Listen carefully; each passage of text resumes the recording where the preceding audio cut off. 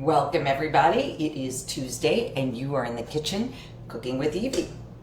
So we are right full on in summertime. It is very hot here. I hope you are all staying cool wherever you are. But today we're going to be cooking in the kitchen. Not very long. This is a really quick dish. I actually just got back from a weekend for my college reunion. I'm not going to tell you how many years, but let's just say we had a great time. When I came back, I was very tired. And I also came back to a kitchen that wasn't necessarily totally stocked. So this recipe came from just me grabbing things that I had in the refrigerator. Something that I talk about all the time, having things available so that when something like this comes up, you are ready to cook something up really quick. So what I made is right here. These are leftovers from yesterday. This is a tofu scramble. And if you've never done a tofu scramble before, this is a great way to get calcium and protein. It's a very quick, easy thing to do, and as you can see, resembles scrambled eggs. So the other thing too is highly anti-inflammatory. We're adding in tofu, which is anti-inflammatory. It has antioxidants in it, and we'll talk about that as we go along, but also turmeric, which is very good for cleansing the liver and working as an antioxidant for us. So let's get started. I'm going to turn on my skillet here, and let me just get rid of this in my way here. First thing I wanted to do, I had a zucchini in my refrigerator. And it didn't look as good as this one, let's put it that way. It really needed to be used up. So I'm going to use about 1/2 of a zucchini here. I'm going to fry this up with lots of other anti-inflammatory vegetables and add that to my tofu. Now, what I'm doing here is I'm going to cut it long ways, as you can see here, down the length of this zucchini. This is about a medium zucchini. You know, during the summer, if you are a gardener, you might have an overabundance of zucchini. This is a great way to use up some of your zucchini. And so now I have these long planks, as it were. I'm going to then take these planks, put the halves down like so, and cut through them again. What I want to do is I want to make a dice of these, fairly small, so that they cook through nice and evenly. All right, I'm now going to take the length and cut across that, and you're going to see that I have now a nice fine dice. All right.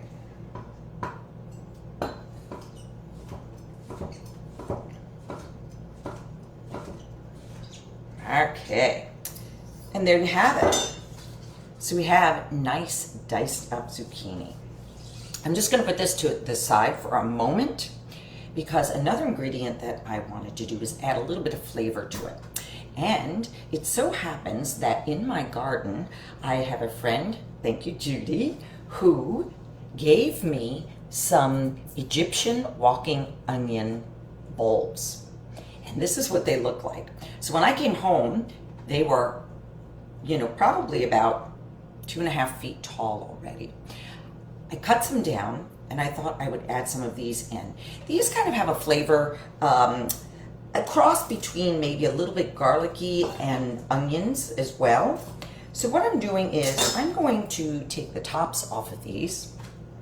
I'm going to save the bulbs for another purpose. They get a little tricky because it's a lot of work to get the paper off of them, but they can be eaten as well.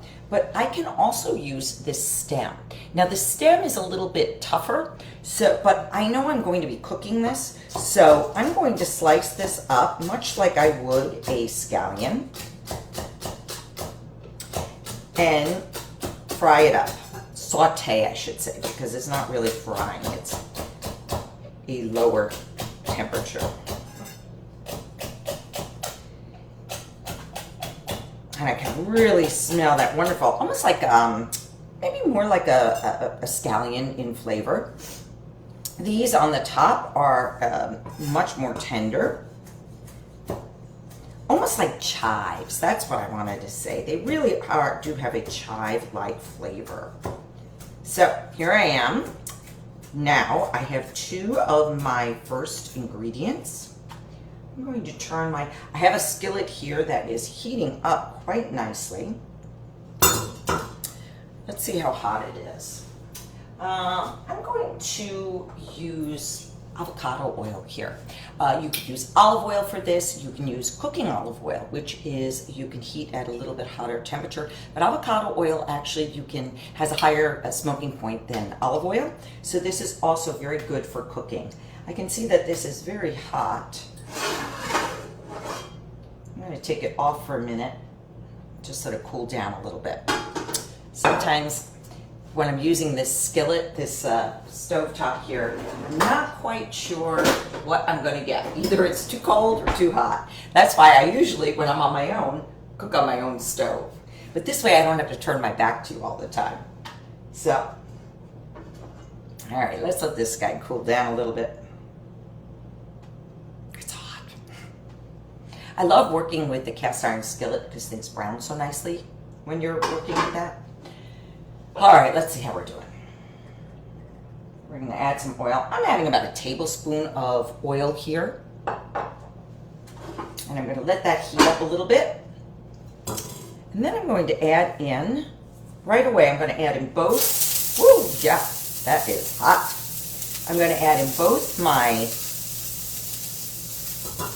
walking onions, Egyptian walking onions. You know what I'll do? Maybe what I'll do is take a picture of them out in my garden so you can see what they look like. They're a very strange looking vegetable plant, but what's nice about them is you don't have to plant over, unlike garlic bulbs where you have to plant the garlic bulb the fall beforehand. These will self-seed. What happens is this bulb on top, time gets heavy and falls over, and all of these will start new plants that look like this with bulbs on top again, and they just keep propagating and propagating and propagating. So you can see here that I'm just browning this now. I'm going to keep that down at a medium-low temperature. From 1 to 5, I'm about a 3, so it's about a medium. I just turned it down just a little bit. But I wanted to explain to you, you know what, actually, let's do this. So this is the tofu. This is half of a block of tofu. The weight of it was 14 ounces. So it's an organic tofu. I love going to Asian markets to get my tofu, and if I can find organic, I will get it. I did pick up some other tofu just in case I need some. These stay in the refrigerator for a nice long time. Again, it's a great food to have on hand. I don't do tofu a lot, but I do find it comes in real handy for something like this, or if I want to saute it up with some seasonings to add to, say, a stir fry. Now, I did add in some water yesterday, but I'm going to just rinse that again. It's always good to rinse it off. And I'm going to grab a bowl. Let's see. And a fork. And I'm just going to mash this tofu. The idea being I want it to look like scrambled eggs when it's cooked. Now, when I made my dish yesterday, I actually cut these into small cubes. But you may notice this looks very yellow, like an egg. I'll show you how we're doing that. Okay, so here we have what looks more like scrambled eggs, right?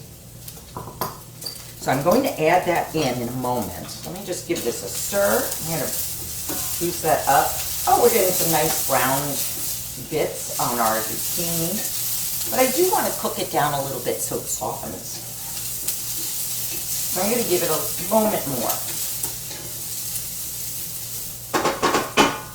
So maybe while we're waiting on that, I'll explain to you how you get your tofu to look like scrambled eggs.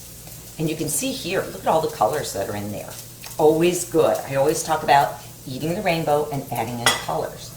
Well, that's where our seasonings come in. I'm going to add in a little bit of turmeric. Turmeric is a great detoxifier that helps support the liver, which is one of the major immune organs of the body, of the immune system, and it helps keeping that liver functioning properly, removing toxins, doing what it's supposed to do. The other secret ingredient in this is a very specific salt. Now, you don't need to use this salt, but it does help. It's called kala namak, and this actually has almost a slightly sulfur smell to it. And if you know eggs actually do have a bit of a sulfur flavor and taste to it. That's a little trick to know. It's also called black salt. So take a look for it. If you have a spice shop near you, they usually carry that. You can find it online through Amazon as well. All right. So now you can see we're getting some nice browned bits here on my zucchini. And I'm going to add in that tofu. So when I add that in, just put this here. I know it's hot, but I've got to, you can see just how this really looks like scrambled eggs. All right, let's get that back onto the hot plate. And what I want to do is I just want to cook this down a bit. Now, this was a firm tofu that I have here. I like firm tofu for this dish because if you use, for instance, a silken tofu has a higher concentration of water in it. So as you're cooking, water is going to leach out of it. So this way, already some of the work is done for me because not as much liquid is going to leach out of it. And I don't want it to get too watery. Zucchini in and of itself has a bit of water in it, which will keep the dish moist.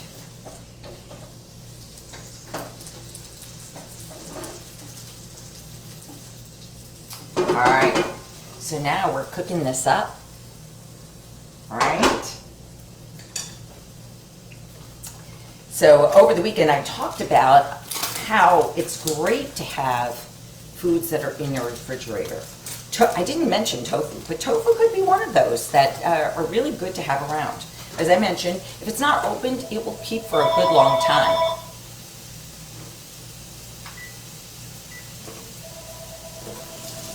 All right, I'm just going to rinse now. I had some tomatoes that were in my refrigerator. Again, these look a lot better than the ones that were sitting in my refrigerator.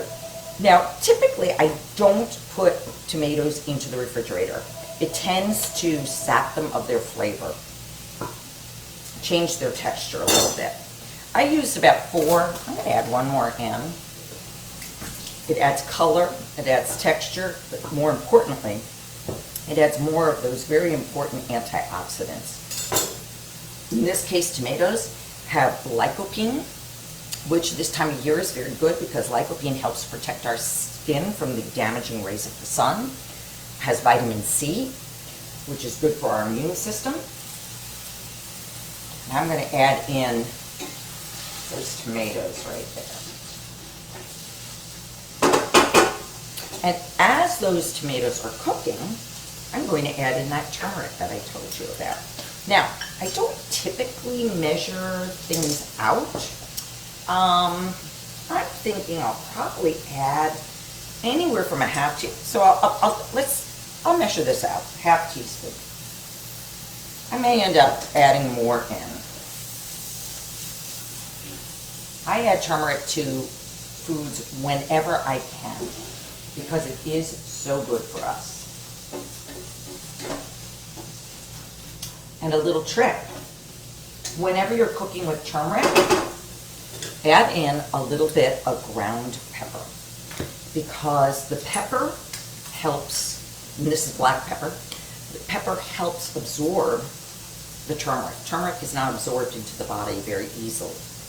So I'm going to add in, maybe about 1/8 of a teaspoon of ground pepper here. If you have a pepper mill, that's great too. Just use that to grind it into the dish. Now, this dish, just like scrambled eggs, is great for breakfast, great for lunch, great for dinner. It's high in protein, just as eggs are. It has the additional benefit of the fiber from the vegetables that you're adding in. Avocado is a healthy fat.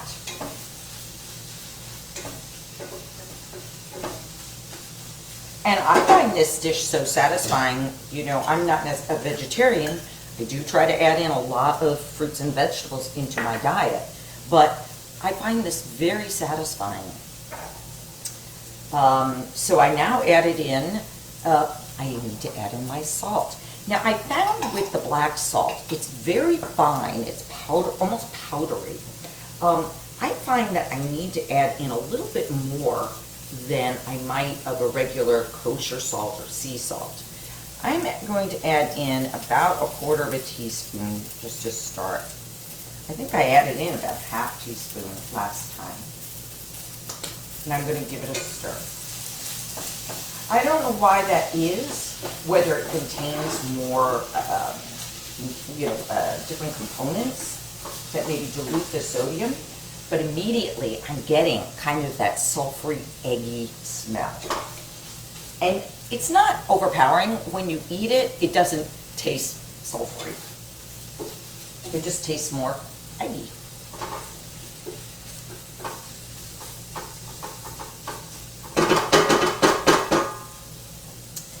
All right, now for the final thing is, I had some baby spinach in the refrigerator as well. And you know what? If you have spinach that's looking like it's getting a little wilty, I just pick out anything that is too wilted. But the nice thing about spinach is it keeps its texture and shape very well. And I'm going to add in a big handful there. Another, other greens you could use, kale. If, like I said, you're a gardener. In my garden, I've got the tomatoes, I've got the onions, as you saw. I also have kale. I haven't been very successful with spinach. Tell me if you've been successful, because I just seem to have problems with it. I don't know. It never seems to work for me. And I would have thought it would have been easy. But Swiss chard would be another one to use. And I do grow Swiss chard in my garden as well. The nice thing about growing your own vegetables too is you get a variety that you can't get at the grocery stores. So I've got 3 different varieties of kale growing. I've got 2 or 3 different varieties of Swiss chard growing. And I've got about 4 different types of tomatoes growing. All right. Now, this is great for a breakfast dish, but if you're doing this for dinner, say, you might want to add in just a little bit more flavor. Oh, you know what? Let me taste this and see whether I need to add in a bit more of the salt.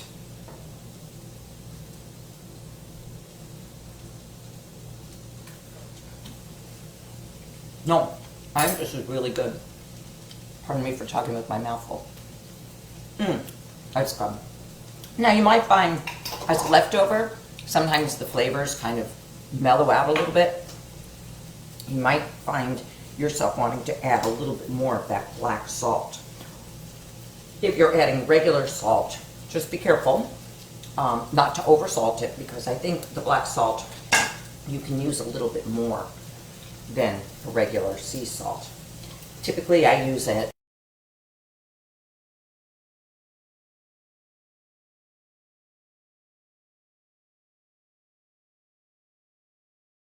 because we are done. This took 20 minutes, and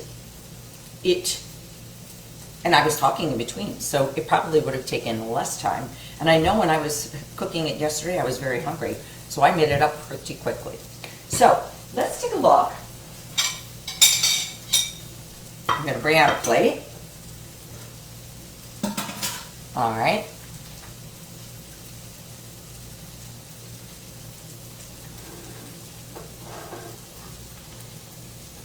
I love when I get messages from everyone while I'm doing this. If you watch my videos, let me know. I love to hear from you. Let me know if there's a dish in particular that you'd like to see me make.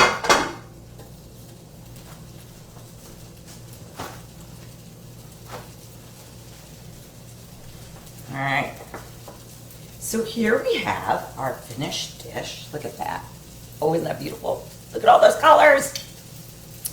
So, adding a little bit more flavor. All right, let's take a look. So I have chives from my garden as well. Now, did you know you can actually eat the flowers of the chive? It's true. It's that little bit garlicky. You can put it into I'm just going to put this in the back stove so it doesn't keep cooking. You could add it into a salad if you'd like for color.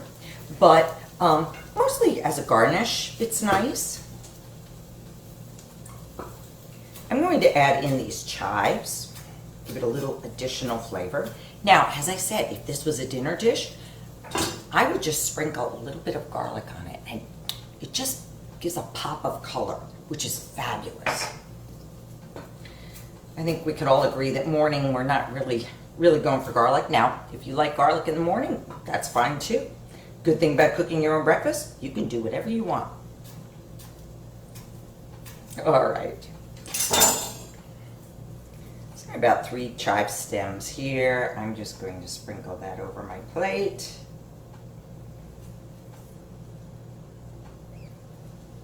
All right. And I also have a little bit of fresh thyme. Now, if you want to use dried herbs, say you have some dried thyme, by all means you can add that in while you're cooking. But I find with the fresh herbs that they tend to lose their flavor very quickly when they're cooked. So I will add it in as a garnish and then just kind of eat it along with the rest of the dish as I'm enjoying it. And then it just adds that pop, again, pop of color, which is just so much fun. All right, here we have it. All right, there you go. This is delicious, as I said, anti-inflammatory, gives you protein. It can be vegetarian. You could put it on the side of a meat if you wanted to do that. You could serve it with a salad. Either way, you're gonna get some great flavor. If you want, try out that black salt, which is called kala namak. It's really interesting, and it's kind of fun to try new things, right? All right, let me know if you do that. Okay, so this is today's dish. As you know, I cook on Tuesdays at 2 p.m. Central. Hopefully I'll see you again next week with another new healthy anti-inflammatory dish. All right, until then, stay cool, enjoy yourselves, eat healthy. We'll see you then. Bye-bye for now.